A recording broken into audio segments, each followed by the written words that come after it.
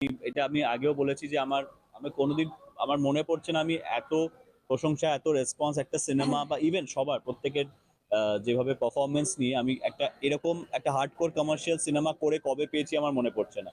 So very ওভারওয়েল, thank একটা you. খারাপ লাগা তো ডেফিনেটলি আছে, ডেফিনেটলি। এটা যদি বলি যে খারাপ লাগছে না, এটা একদমই ভুল কথা হবে। প্রচুর লোক হুড়মুড়িয়ে গিয়ে এরা ঠকে গেলাম, কি ছবি দেখলাম, এইটা হয়তো বেশি হার্ট করে রাদার দ্যান যতজন দেখছে 100 জনের মধ্যে যদি 50 জন থাকে তারা বলেছে এটা দুর্ধর্ষ ছবি দেখলাম, one of the finest commercial entertaining films দেখলাম, সেটা অনেক বড় পাওনা।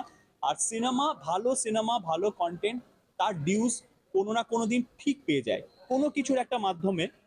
একটা জিনিস শিখেছি যে এরপর থেকে নিজের সন্তানের জন্য লড়বো আরো বেশি করে। হ্যাঁ, আর আরেকটা জিনিস হচ্ছে যে পরিস্থিতি যাই হোক না কেন, মানে ক্রিয়েটিভ ওয়ার্ল্ডে কেউ যদি কারুর কাছ থেকে তার এইটা আর এইটা যদি কেউ না কাটতে পারে তাহলে তার ডেস্টিনি পুরো ওইটা কেউ কাটতে পারবে না।